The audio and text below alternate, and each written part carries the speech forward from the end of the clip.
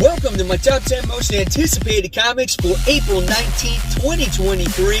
I'm Mike Spider Slayer. Welcome back to Comic Book Corner 2.0. Guys, it's never too early to start that pool list for next week.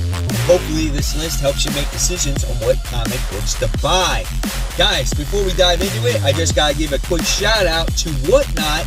If you ever wanted to buy some comics for super cheap, guys, Whatnot is the place to go. You can get some great deals. I got the link in my description box below. Just click on the link, create your profile through there, and then when you bid on your first auction and win, you will get $15 off of your first purchase, absolutely for free. Guys, download it today. Whatnot, it's a lot of fun. All right, guys, so here we go. First book we're going to be talking about on the hot seat goes to, you guys are going to laugh, we have She-Hulk. This is issue 12, celebrating the 175th issue of the series. I'm definitely going to buy this one for the milestone. It's got a couple nice looking covers to it. The story has not been very good in my opinion. It's basically a love story with Jennifer Walters. The last issue, she comes across a new supposed villain by the name of Scoundrel. That's kind of her equal. Enough of her nothing. I think she's going to fall in love with this guy and they're going to have some kind of relationship because Jack of Hearts just doesn't do it for her. But you know what? This story should be much more than just a love story when it comes to Jennifer Walters, and that's why I've been disappointed with it. This is 36 pages, and this one is $5. All right, the book that's on the rise. I'm really enjoying Superman. This is issue 3, where we have Superman doing battle against Parasite, and now Parasite is basically taking over all of Superman's loved ones. So, and Parasite's just not one creature, it's spread to a bunch of other creatures. It like multiplies. So now Superman has to find Parasite Zero to destroy him, to destroy all the Parasite clones. But in order to do that, he's got to team up with Lex Luthor. Very great story. I love the artwork in the story as well. Solid book. I'm happy. I'm enjoying some Superman these days. So this book is 40 pages, and this one is $5. Coming in at number 10, we have Warlock Rebirth. This is issue 1. So we're getting a new Warlock story, and it looks like that we have the next evolution of Warlock emerges. So a lot of people are going to dog this comic book. They're going to be like, why do we need another Warlock? Why do we need a different type of like duplicate character? Don't we have enough of them? And I think this one is going to be a female version. So now people are like, oh, it's a female version. You know what? I get it. I understand. We don't need multiples of every single character out there. But still, it could be a fun story, and I'm going to check it out. This is 28 pages, and this one is $4. All right, coming in at number 9, we have Rogue Sun, issue 12. This is the end of the current story arc, as we get to see Dylan, who is still trying to learn to be a hero and to be a friend. And at the end of the last issue, you wind up seeing his friends being attacked by Prom, and he's nowhere to be found. In this issue, does he rescue his friends? What are going to be the ramifications? This has been a solid story. I love what Image is doing with their superhero universe. I definitely recommend this book. 32 pages, $4. Moving forward with number 8, we have Red Goblin. This is issue 3. We have Normie Osborn, who is the Red Goblin, who has a symbiote by the name of Rascal. It's basically acting like the age of a 10-year-old, which has been a lot of fun. We get to see a lot of Norman Osborn. We get to see the Goblin King arise once again. He's captured Norman Osborn using his blood to, I guess, reinvigorate himself and run his goblin army. The artwork's been solid in this book. I've enjoyed it. I didn't think this one was going to be any good. This is 28 pages, $4. Something decent that's somewhat come out of the dark web. So speaking of more spider books coming from the dark web, we have Hallows Eve, issue 2. So I love Hallows Eve. I think she is a great character. I love her power set. We get to see her trying to The whole MO of her is to get Ben Reilly out of the prison that she's at, and she's trying to steal a bunch of money. Well, you find out like what her power set is even more based off of the last issue.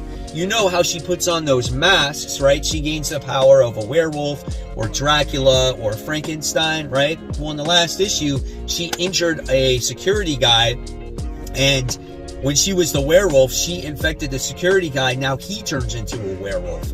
So basically, she's a legit like vampire or werewolf or whatever it is when she puts on those masks and inflicts the damage towards other beings. Such a cool concept, man. I hope Hallows Eve stays around for a long time and is written in some great Spider-Man stories in the future. This book is 28 pages, and this one is $4. Coming in at number 6, we have DC's War of the Undead Gods. This is issue 8. This is the end of the series. I think this is the end of the whole thing in general. The story has been overall fine over the years. I felt like maybe this has gone on one volume too long, but it's always entertaining to see what surprises Tom Taylor is going to throw at the reader, who's going to change into what, who's going to die, what emotional aspects are going to be in this comic book. I've enjoyed it overall. Looking forward to the conclusion. This is 32 pages. This is $5. Here we go, top 5 now. We have Gunslinger issue 19. Always a phenomenal story with Brett Booth doing the artwork here. You can't help but love the story of Gunslinger going on this vendetta here of trying to kill all the people that has done his family wrong in the past.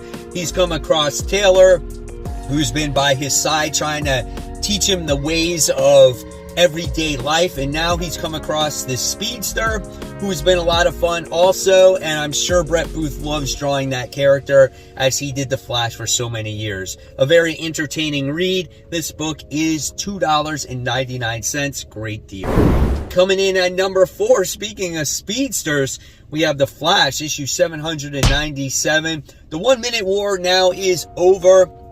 We have a couple issues left of Jeremy Adams being on this book, so look for some fun stories here. I'm looking forward to the way his run concludes. Too bad he can't continue, but I am looking forward to his next chapter with writing Green Lantern, as we need a Green Lantern book. This book is 32 pages, and this one is $4. Coming in at number 3, we have World's Finest. This is issue 14.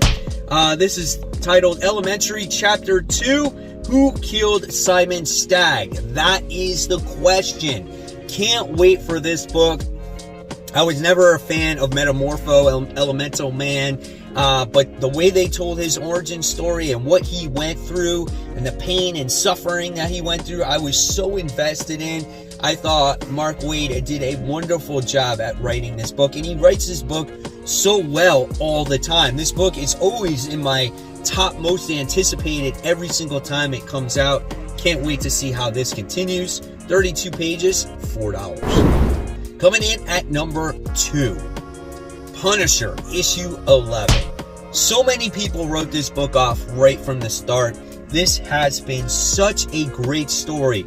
Not only has this been a great Punisher story, but it's been more of a story about Maria, his wife, and what she has gone through while being resurrected and trying to remember her kids and what happened to them, and Frank Castle and Frank Castle's rise to being the fist of the beast, right? And now all the Avengers know of the presence of him and the danger of him, and they're going to go after him, and it looks like it's going to be this big ass battle. Oh my gosh, I can't wait for this. Legacy numbering 255, 36 pages, and it's $5. There's no surprise here what my most anticipated comic of the week is, but remember, after number 1, we are not done, as we're going to be talking about the noteworthy comic books, some of the books that may not be in my top 10, but you may want to check out at the local shop. And the number 1 book is The Amazing Spider-Man issue 24. This is the issue before all out hell breaks loose. Like, what's going to happen in issue 25 and 26? It looks like Peter is going to go back to the dimension, the alternate New York, to try to retrieve Mary Jane. and Paul, and see how much time they lost being back in the main 616. A lot of people may not agree with what's going on with Peter Parker, about how desperate he actually is to get Mary Jane back while attacking, you know, Captain America and Fantastic Four and whatnot. But, you know, love can do stupid things to people. Not everyone is going to be perfect every time, and that's what you got in the last issue of Amazing Spider-Man. The legacy numbering here is 918, 28 pages, $4. All right, so here we go. Noteworthy Comics. Next book we have is Hellcat, issue 2. I thought the first issue was just okay, nothing special. I'll give it a second try. Then we have Avengers Assemble Omega, issue 1. My gosh, Jason Aaron, can you please end your run on Avengers so we can get Jed McKay's stuff on the road here? God, he just won't end this freaking book. Then we have X-Force, issue 39. There wasn't really nothing else from Marvel that I thought was noteworthy. You got a bunch of sinister stuff coming out, too. Alright, DC Comics, Nightwing, issue 103. I still read Nightwing, I still love it, but it's not my most anticipated. I feel like the story is just not as solid as it once was. Then we have Superboy, Man of Tomorrow, issue 1, and we're on that round robin event from last year, so that's coming out. And then we have Wonder Woman, issue 798, so nothing special there. We got Catwoman, issue 54. And then we move on to our independent comic books, as we have House of Slaughter, issue 14. We have Scorched, issue 17. And we have The Harrower, issue 3. So you guys probably wondering why I've been recording in the car. Well, I had to record my videos back to back like I usually do on Mondays, but in the car because I'm getting ready to go on a field trip with my daughter at her school, and I had an hour to kill before I have to report in the school. So I was like, the only time I have a chance to record these videos is actually in the car. So I brought my computer with me, and I'm like, you know what? Let's get it done. So yeah, here it is in the car. Hopefully you guys enjoyed it. If you love it, you know what you got to do. And if you want to watch more content, here you go. Here's more content for you to click on. And of course, guys, as always, keep buying, keep collecting, but more importantly, always read your comics. Guys, I'll see you real soon. Thank you for watching. Take care. Bye.